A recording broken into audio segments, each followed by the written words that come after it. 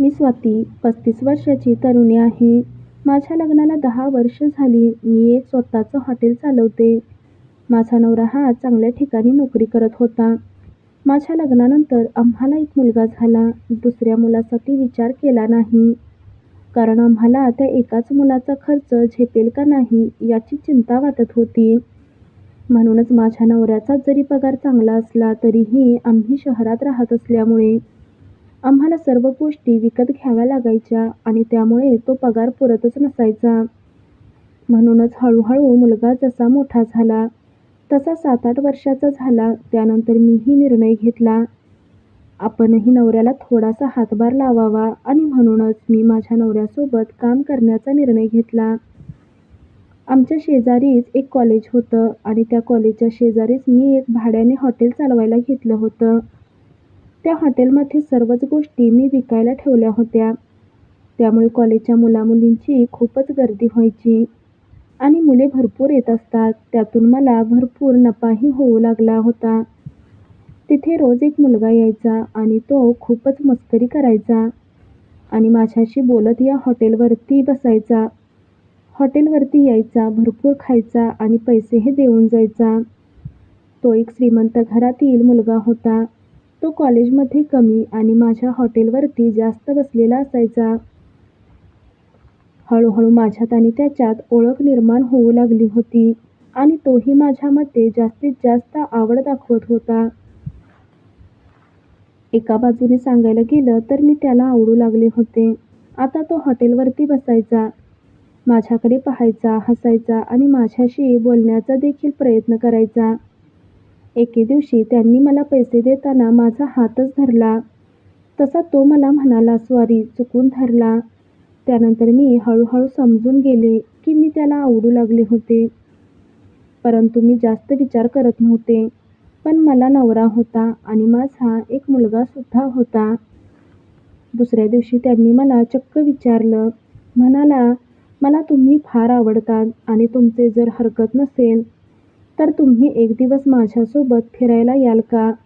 मी म्हणाले, "अरे तू काय वेड्यासारखं बोलतोयस? तुला काही कळतं का?" तसं बोलताक्षणी त्याने लगेच 10,000 रुपये बंडल काढला आणि माझ्यासमोर ठेवला आणि म्हणाला, "आता याल का? मी तुमच्या हॉटेलचा दिवसाचा खर्च मी तुम्हाला दिला आहे. फक्त एक दिवस माझ्यासोबत चला, मला भरपूर काही गोष्टी तुमच्याशी बोलायच्या आहेत." असं म्हणून त्याने मला फिरायला येण्यासाठी तयार केलं.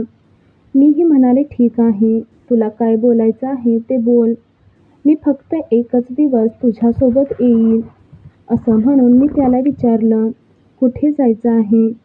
तेवढ्यात तो मला म्हणाला, "मी तुम्हाला जास्त लांब नाही नेणार, परंतु तुम्हाला लवकर घरी आणून सोडेल." तसं मी म्हणाले, "घरी नको, मला इथेच आणून सोड." मी म्हणाले, "ठीक आहे." असं म्हणून दुसऱ्या दिवशी त्याने मला हॉटेलमधून गाडीत बसवलं आणि घेऊन गेला. त्या दिवशी तो 4 चाकी गाडी घेऊन आला होता.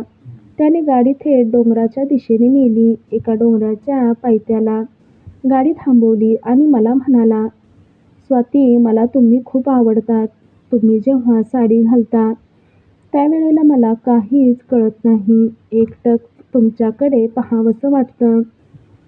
तेवढ्यात मी म्हणाले, "अरे पण तू माझ्यापेक्षा खूप बारीक आहेस आणि मला ह्या गोष्टी आवडत नाहीत.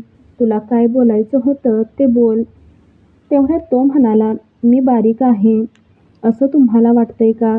ठीक आहे." असं म्हणून त्याने एक चक्क माझ्या अंगावरची साडी काढण्याचा प्रयत्न केला. मी त्याला म्हणाले, "अरे राहुल, हे चुकीचं करतोयस. हे काय करतोयस? तू वेडा आहेस की काय?" तर राहुल ऐकतच नव्हता. त्याने चक्क माझ्या गळ्यात हात घातला आणि माझ्या ओठांना चावा घेऊ लागला. मी अडवण्याचा खूप प्रयत्न केला, तरीही त्याने माझ्यावर जोराने चावायला सुरुवात केलं. मला कसे तरी होऊ लागलं होतं. त्यावेळेस काय करावे समजतच नव्हतं.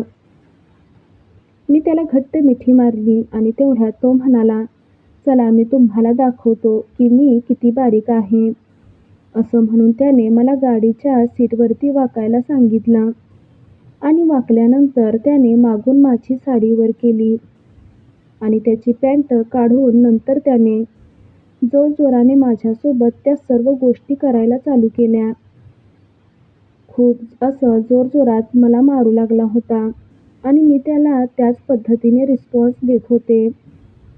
कारण मला वाटलं नव्हतं की राहुल हा दिसायला बारीक जरी असला तरी तो अशा पद्धतीने माझ्यासोबत शारीरिक सुख घेईल.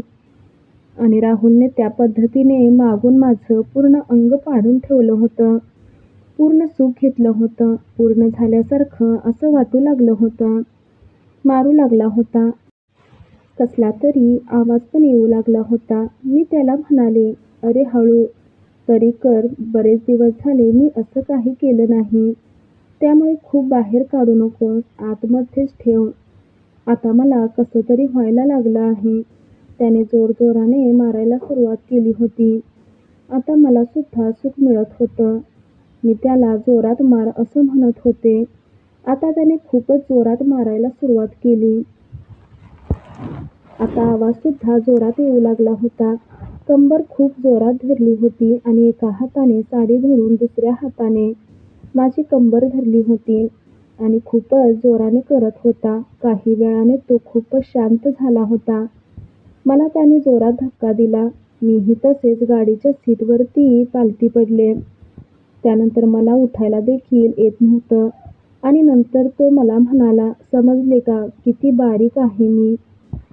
त्याला म्हणाले, "हो, मला कळाले. तू खूपच मोठा झाला आहेस. अरे पण तुला जर माझ्यासोबत हे करायचं होतं.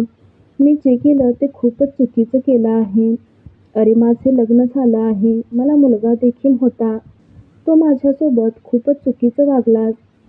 याच्यापुढे तू कधी मला भेटू नकोस." मी असं म्हटल्यानंतर राहुल मला म्हणाला, "अहो आता तर आपण दररोज भेटलं पाहिजे." असं म्हटल्यानंतर मी ही गोष्ट माझ्या नवऱ्याला सांगितली. तसं माझ्या नवऱ्याने मला खूप मारलं आणि म्हणाला, "तुला या गोष्टी करताना माझी आठवण कशी आली नाही? तुला लाज कशी वाटली नाही? आपल्या मुलाची तरी काळजी करायची ना?" मी म्हणाले, "तो माझ्यासोबत अशा काही गोष्टी करेल असं मला वाटलंच नाही." माझा नवरा म्हणाला, "पण तुला त्याच्यासोबत जायचीच गरज काय होती?" मी म्हणाले, "माझ्याकडून खूप चुकी झाली. मस्करीमध्ये त्याच्यासोबत निघून गेले. मला त्याच्याकडून ही अपेक्षा नव्हतीच. मी फार चुकी केली. मोठी इथून पुढे माझ्याकडून अशा काही गोष्टी होणार नाहीत. मला माफ करा." म्हणून मी माझ्या नवऱ्याची एक माफी मागितली आणि पायसुद्धा पकडले आणि थेट माझ्या नवऱ्याला घेऊन मी ही गोष्ट राहुलच्या घरी जाऊन सांगितली. त्याच्या घरातल्यांनी त्याला खूप मारलं, बजावून सांगितलं. तसेच त्याला कॉलेजला जाण्यासाठी सुद्धा बंद केलं. आता राहुल हा माझ्या हॉटेलवरती इथून पुढे कधी दिसणार नाही, हे मला माहिती होतं. आणि इथून पुढे अशा काही गोष्टी माझ्या वाटेला येतील असं वाटलं नाही. आणि मीही असं काही केलं नाही. कारण की माझ्या नवऱ्याला मी वचन दिलं होतं आणि मी माझ्या नवऱ्यावरती तेवढंच प्रेम करत होते. परंतु माझ्याकडून नकळत झालेली ही चुकी खूप मोठी होती. ती चूक नंतर कधीच होणार नाही. आणि जे माझ्यासोबत घडलं ते इतरांसोबत घडत असेल तर त्यांनी यावरती विचार करावा. योग्य तो निर्णय घ्यावा. सर्वच बायका माझ्यासारख्या नसतात, हे मला माहिती आहे. पण माझ्याकडूनही झालेली चुकी नकळत झाली होती. त्यामुळे माझ्यासोबत जे घडलं ते मी तुम्हाला सांगितलं.